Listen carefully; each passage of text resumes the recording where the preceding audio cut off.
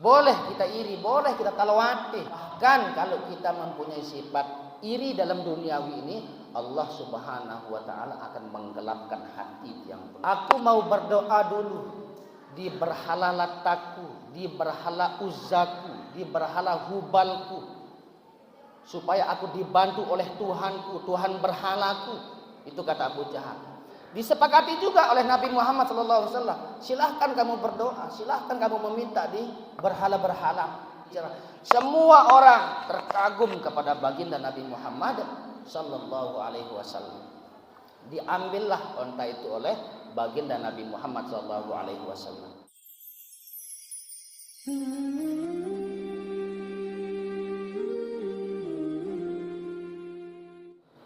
Wassalatu wassalamu ala sayyidil mursalin sayyidina Muhammadin sallallahu alaihi wasallam abil qasimil amin wa ala alihi wa sahbihi ajma'in wa barik wa sallim tasliman katsira amma ba'du. Yang dewek yang perlu sami hormati, muliakan, banggakan dan cintai Bapak dewek, Bapak Kepala Desa, Bapak Al-Ustadzuna Ustadz Idham Khalid. Yang dewek yang perlu sami hormati, muliakan juga Tuan Guru Haji Abdul Basit Muhtar. Mudah-mudahan beliau niki sehat walafiat. Mudah-mudahan beliau niki panjang umur, selalu dalam lindungan Allah Subhanahu wa taala. Mudah-mudahan Allah Subhanahu wa taala memberikan beliau niki rezeki yang melimpah tanpa henti. Amin ya rabbal alamin. Begitu juga yang dewek yang belum sami hormati, muliakan juga tokoh masyarakat, tokoh adat, tokoh pemuda, tokoh wanita. Mudah-mudahan pelunggu sami niki sehat walafiat. Mudah-mudahan pelunggu sami panjang umur, panjang amal. Mudah-mudahan pelunggu sami selalu diberikan, selalu mengalir rezekinya, rezeki yang melimpah, rezeki yang barokah, rezeki yang manfaat. Dan mudah-mudahan pelunggu sami selalu dalam lindungan Allah Subhanahu wa taala. Hadirin hadirat Bapak Ibu yang dimuliakan Allah Subhanahu wa taala. Yang pertama-tama mari kita bersyukur kepada Allah Subhanahu wa taala yang telah memberikan kita kesehatan, kesempatan sehingga tiang pelungguh niki dapat menghadiri acara maulid, acara yang istimewa, acara yang barokah niki, yaitu Maulidun Nabi Sallallahu Alaihi Wasallam. Dengan demikian Bapak Ibu, mari kita bersyukur kepada Allah Subhanahu wa taala, minimalnya dengan mengucapkan alhamdulillahirabbil alamin. Teringat tiang dengan kata guru tiang, Nabi bahasan beliau lain. Nabi kata guru tiang dulu, ada kaum nanti di akhirat yang bernama kaum sabaqul mufarridun. Nabi aran baru Bapak Ibu, sabaqul mufarridun. Siapa yang dikatakan sabaqul mufarridun niki? Orang yang masuk dalam sabaqul mufarridun niki adalah orang-orang yang paling dulu masuk surga. Niki sabaqul mufarridun. Orang-orang yang paling dulu masuk surga. Sekarang siapa yang masuk golongan sabaqul mufarridun? Apa kata Nabi? Alladzina yahmadunallah fi kulli hal. Orang-orang yang masuk dalam golongan sabaqul mufarridun ini adalah orang-orang yang selalu memuji Allah apapun keadaannya. Apapun keadaannya, keadaan miskin pun, kaya, susah, senang, kehilangan, selalu dia mengatakan alhamdulillahirabbil alamin. Mudah-mudahan kita semua ini masuk dalam golongan sabaqul mufarridun. amin amin ya rabbal alamin. Yang kedua kalinya mari kita berselawat dan bersalam kepada baginda Nabi besar kita Nabi Muhammad sallallahu alaihi wasallam dengan ucapan Allahumma sholli wa sallim wa barik ala sayyidina Muhammad wa ala alihi wa sahbihi ajma'in. Hadirin Bapak Ibu yang dimuliakan Allah Subhanahu wa taala, di dalam acara Maulid niki terdapat keberkahan, terdapat kenyamanan, terdapat ketentraman. Kenapa ada sekarang ketentraman, kenyamanan di dalam acara Maulid niki? Karena dalam kitab Fawaidul Mukhtarah mengatakan siapapun yang merayakan kelahiran Nabi di satu tempat, maka Nabi pun lahir di tempat niki. Nabi pun hadir di tempat niki. Tanda-tanda hadir baginda Nabi Muhammad sallallahu alaihi wasallam di tempat niki adalah tertanam dalam hati yang pelungguh niki merasa nyaman, ada kenyamanan, ada ketentraman. Nikilah tanda-tanda baginda Nabi Muhammad sallallahu alaihi wasallam hadir di tempat yang pelungguh sami. Mudah-mudahan yang pelungguh sami mendapatkan syafaat baginda Nabi sallallahu alaihi wasallam di hari kiamat nanti. Amin amin ya rabbal alamin. Hadirin hadirat Bapak Ibu yang dimuliakan Allah Subhanahu wa taala, perlu yang pelungguh sami ketahui bahwa hari kelahiran Nabi sallallahu alaihi wasallam niki pada hari Senin. Hari Senin Nabi sallallahu alaihi wasallam lahir. Tanggal berapa? Tanggal 12. Bulan Nabi, bulan Rabiul Awal. Matur pegiling. Nabi sallallahu alaihi wasallam lahir ini jelo Senin di hari Senin tanggal 12 bulan Rabiul Awal. Dan baginda Nabi sallallahu alaihi wasallam wafat juga pada hari Senin bulan Rabiul Awal. Hari Senin Nabi dilahirkan, hari Senin Nabi diwafatkan. Nabi meninggal pada hari Senin, dimakamkan pada hari Rabu, pada malam Rabu. Jauh jaraknya antar Senin dan Rabu nggih. Nabi wafat atau meninggal pada hari Senin, akan tetapi dimakamkan pada malam Rabu, wastul lail, tengah malam pada malam Rabu. Kenapa sekarang jauh jaraknya pemakaman Nabi, antara wafat Nabi dengan pemakaman Nabi niki jauh jaraknya? Karena orang-orang Ansor dan kaum-kaum Muhajirin niki lebih sibuk. Dua faktor. Makanya telat Nabi sallallahu alaihi wasallam niki dikebumikan atau dimakamkan. Ada dua faktor. Yang pertama, karena kaum Muhajirin dan kaum Ansor niki sibuk dengan pembaiatan Abu Bakar menjadi khalifah. Faktor yang kedua atau penyebab yang kedua sehingga Nabi sallallahu alaihi wasallam telat dimakamkan, karena banyak orang-orang yang tidak percaya baginda Nabi Muhammad sallallahu alaihi wasallam meninggal dunia. Nah, nikilah penyebabnya. Makanya baginda Nabi Muhammad sallallahu alaihi wasallam niki agak telat dikebumikan. Nabi penyebab yang pertama tadi, yang pertama karena kaum Muhajirin dan kaum Ansor sedang sibuk untuk pembaiatan Abu Bakar menjadi khalifah.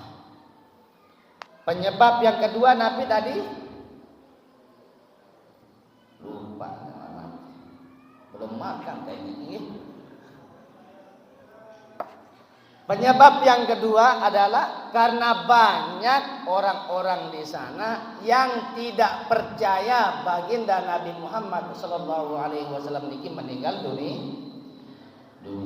Sallallahu rabbuna alan nuril mubin Ahmad Sayyidil Mursalin wa sahbihi ajma'in wa ala alihi أجمعين صلى الله ربنا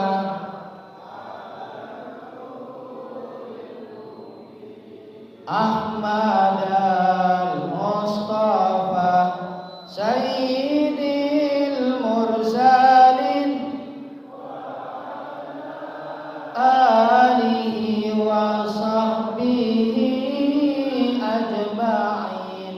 Hadirin hadirat Bapak Ibu yang dimuliakan Allah, sebelum dewek melanjutkan ampura lupa dewek memperkenalkan diri dengan lengkap.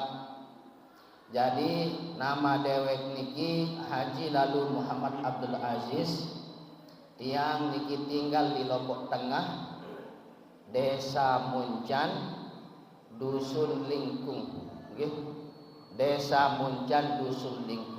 Tiang punya pondok pesantren di Lingkung niki, namanya Pondok Pesantren Mambaul Bayan. Jadi kalau pelunggu sami mau jalan-jalan ke Lingkung, silahkan juga berkunjung di pondok kami di Pondok Pesantren Mambaul Bayan. Mohon maaf bapak-bapak, terlebih-lebih ibu-ibu dewek niki atau tiang niki sampun merari. Jadi tindik kejit-kejit kemangkin jangan tindik kejit-kejit kemangkin. Karena tiang selalu diawasi selalu diawasi oleh nabiaran istri yang selapu nia doang tegal berembeh jaga cara WhatsApp tiang, Facebook tiang, apa kejagaran TikTok jagaran selapu nia doang tegal jarin dinarat sangat berkutik. Terkadang tiang pernah minta izin sama istri, tiang pengen rasanya yang bilang istri mau pemadu, oh boleh katanya. Alhamdulillah diizinkan. Akan tetapi punya syarat, tapi yang syaratnya ini sangat menyakitkan. Nabi syarat niki harus menikah dengan perempuan yang umur 70 tahun. Niki kan namanya udah game over. Hadirin hadirat Bapak Ibu yang dimuliakan Allah, lanjutkan pengajian. Jadi perjuangan dalam acara Maulid Nabi Sallallahu Alaihi Wasallam tentu tiang pelunggu sami akan mengkisahkan momen-momen yang sesuai dengan acara tiang pelunggu niki, yaitu bagaimana perjuangan Nabi, bagaimana kesabaran Nabi, bagaimana ketekunan atau keistiqomahan Nabi, bagaimana dengan silaturahim Nabi, bagaimana dengan kasih sayang baginda Nabi Muhammad sallallahu alaihi wasallam kepada umatnya. Apa kata ulama? Ada seorang ulama bernama Abu Hafs Umar bin Hasan yang menceritakan tentang perjuangan baginda Nabi sallallahu alaihi wasallam melawan musuhnya. Bagaimana Nabi melawan musuh? Apa kata beliau bercerita? Lamma zuhara sya'nun Nabi sallallahu alaihi wasallam akhadha Abu Jahal fi tadbiri halakihi fa jama'a ru'ayah. Jadi ada salah satu dari keluarga Nabi yang sangat anti dengan Nabi sallallahu alaihi wasallam. Siapa niki? Abu Jahal. Abu Jahal niki padahal keluarga Nabi, tapi sangat anti kepada baginda Nabi Muhammad sallallahu alaihi wasallam, dan beragamanya bukan agama Islam Abu Jahal ini, padahal keluarga baginda Nabi Muhammad sallallahu alaihi wasallam. Kalau secara akliyah niki, kalau Nabi punya keluarga, seharusnya semua keluarga Nabi niki harus Islam sebenarnya. Tetapi apa kata Allah dalam Al-Quran? Innaka la tahdi man ahbabta walakinnallah yahdi man yasha. Wahai Muhammad, sekalipun itu keluargamu, akan tetapi engkau tidak akan bisa memberikan petunjuk kepada dia. Yang bisa memberikan petunjuk itu hanya aku, kata Allah. Jadi sekalipun Nabi sallallahu alaihi wasallam, tetapi Nabi niki tidak bisa memberikan petunjuk. Akan tetapi orang-orang yang mengikuti Nabi pasti akan diberikan petunjuk. Nah, lagi sekali, Nabi tidak bisa memberikan petunjuk. Akan tetapi barang siapa yang ikut kepada Nabi akan diberikan petunjuk oleh Allah Subhanahu wa ta'ala. Jadi Abu Jahal niki dia mempunyai sifat iri, sifat iri dengki. Kalau dalam bahasa bahasa Lombok Tengah, talonate, talonate. Atau bahasa Indonesia ini iri atau dengki. Nah, jadi Abu Jahal niki mempunyai sifat iri dengki. Kenapa timbul sifat iri dengki pada diri Abu Jahal? Karena pernah kalah sayembara dengan Nabi sallallahu alaihi wasallam. Dulu di zaman Nabi sallallahu alaihi wasallam ada seseorang bernama Habib bin Malik. Dia masuk Islam karena dapat barokah Nabi sallallahu alaihi wasallam. Langsung Nabi yang memperislamkannya. Habib bin Malik niki adalah raja, mulkum min mulukil jahiliyah, adalah raja dari raja-raja Syam. Habib bin Malik niki raja besar orang Syam. Akan tetapi karena bersyukurnya Habib bin Malik niki telah diislamkan oleh Nabi, Habib bin Malik niki menyiapkan beberapa ekor onta untuk Nabi Shallallahu Alaihi Wasallam. Beberapa ekor onta yang dilapisi kain emas. Setelah disiapkan beberapa ekor onta ini, sekian ekor onta, dipanggillah budak-budaknya oleh Habib bin Malik. Wahai budak-budakku, engkau pergi sekarang kepada Nabi Muhammad dan tolong kasih dia onta-onta ini yang berlapis emas ini. Diantarlah oleh budak-budaknya. Setelah diantar, tiba di tengah jalan ketemu dengan Abu Jahal. Kebetulan antara Abu Jahal dan Habib bin Malik sebelum masuk Islam akrab, dekat, sangat akrab. Akhirnya Abu Jahal mengira onta-onta yang dibawa oleh budak-budaknya Habib bin Malik adalah hadiah untuk dia, hadiah untuk Abu Jahal. Dirampaslah onta-onta ini. Seharusnya onta-onta ini milik baginda Nabi Muhammad sallallahu alaihi wasallam atau hadiah kepada Nabi Muhammad sallallahu alaihi wasallam dari Habib bin Malik. Tetapi dirampas oleh Abu Jahal. Setelah dirampas Abu Jahal, terjadilah perkelahian di antara mereka, di antara budak-budak Habib bin Malik dan Abu Jahal. Begitu perkelahian terjadi, datanglah orang-orang Mekah yang menengahi. Paman-paman Nabi pun datang. Nabi Shallallahu Alaihi Wasallam pun datang ikut menengahi. Ditanyalah Abu Jahal sama orang-orang Mekah, kenapa engkau berantem wahai Abu Jahal dengan budak-budaknya Habib bin Malik? Aku berantem karena aku ingin mengambil hakku. Onta-onta ini adalah hadiah yang diberikan oleh Habib bin Malik untukku, kata Abu Jahal. Apa kata budak-budaknya Habib bin Malik? Oh, salah. Akan tetapi onta-onta ini adalah hadiah untuk baginda Nabi Muhammad sallallahu alaihi wasallam yang diberikan oleh Habib bin Malik karena dia telah bersyukur niki sebagai terima kasihnya kepada Nabi Muhammad yang telah memperislamkannya. Setelah dijelaskan Abu Jahal begini-begini, akan tetapi tidak mau ngalah. Yang namanya orang yang punya sifat iri, tidak mau kalah dia.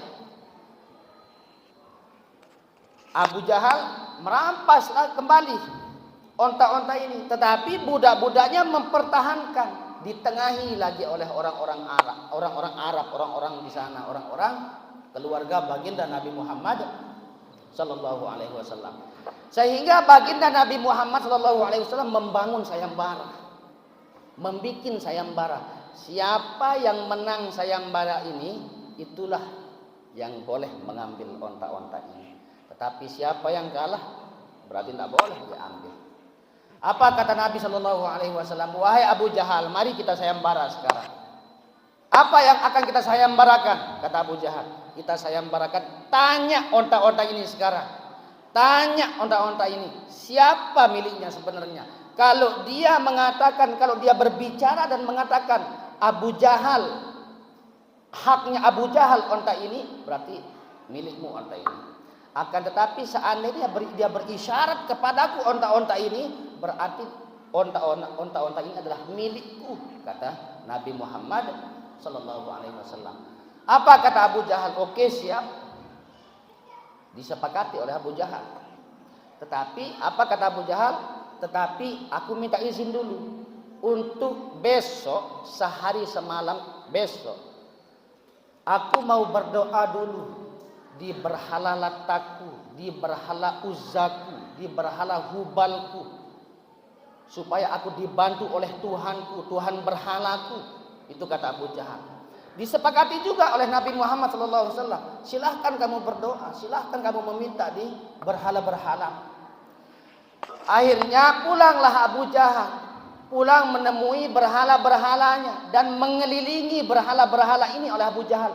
Satu hari satu malam penuh Abu Jahal ini mengelilingi berhala-berhala sambil meminta kepada berhala ini, sambil memohon kepada berhala. Besok kemudian datanglah waktu sayembara, datang semua orang menonton sayembara ini. Abu Jahal bertanya, paling dulu bertanya kepada onta-onta ini, wahai onta, berkatalah, berbicara dengan izin berhala Latta, dengan izin berhala Uzza, dengan izin berhala Hubal, berbicaralah engkau adalah milikku. Tetapi tidak ada pergerakan dalam berhala ini. Tidak ada pergerakan dalam onta-onta ini. Lagi dia berbicara Abu Jahal ini, wahai unta, berbicaralah dengan izin berhala Latta, Uzza dan Hubal. Akan tetapi tidak ada pergerakan. Tidak ada pergerakan.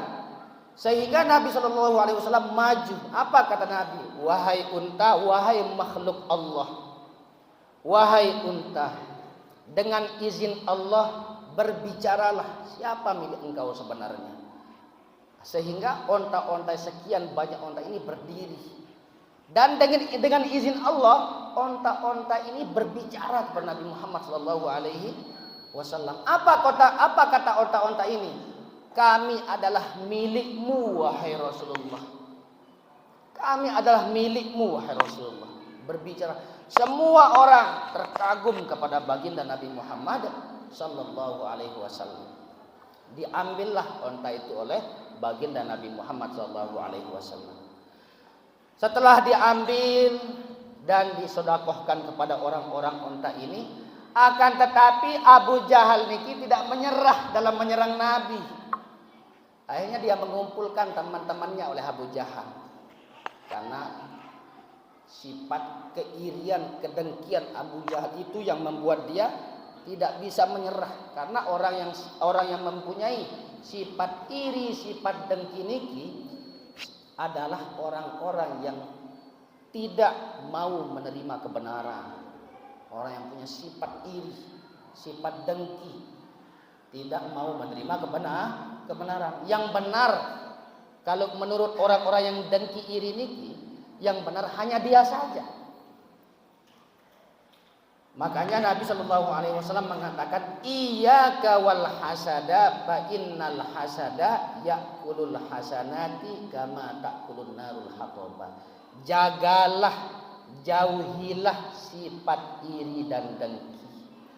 Karena barang siapa yang mempunyai sifat iri, sifat kedengkian kepada temannya, maka sifat iri, sifat dengki itu yang akan memakan kebaikannya. Sedikit demi sedikit kebaikannya akan terhapus, akan terbakar kebaikannya disebabkan dalam hati yang pelungguh niki mempunyai sifat iri. Kita iri, boleh kita iri, boleh kita talawati. Kapan tepat boleh? Kalau dalam masalah kebaikan. Ada orang sekarang, kita ini biasanya sholat malam 2 rakaat. Tetapi ada orang yang melebihi kita, yang 4 rakaat, 10 rakaat, dan ke atas. Nah, itu ya boleh kita iri di sana. Tetapi kalau dalam masalah duniawi tidak boleh kita iri. Bahkan kalau kita mempunyai sifat iri dalam duniawi ini, Allah Subhanahu wa taala akan menggelapkan hati yang pelunggur, yang pelunggur sana. Hadirin hadirat Bapak Ibu yang dimuliakan Allah Subhanahu wa taala, dengan perjuangan Abu Jahal yang tidak mau menyerah, tidak mau menerima kebenaran, Abu Jahal niki mengumpulkan teman-temannya dan bermusyawarah dengan teman-temannya. Bagaimana cara membunuh Nabi sekarang? Itu yang dimusyawarahkan. Setelah terkumpul orang-orang, teman-temannya Abu Jahal mulai musyawarah.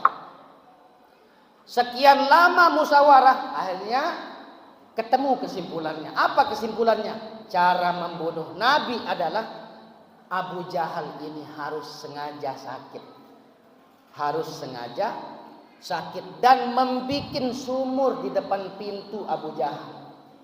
Mulailah dibikin sumur niki untuk membunuh Nabi Muhammad niki. Mulailah sumur niki dibikin. Sumur yang dibikin oleh Abu Jahal dan teman-temannya ini sangat dalam. Setelah jadi sumur ini dibikin besar dan dalam, ditutupi oleh rumput-rumput dan ditutupi oleh debu-debu yang ringan.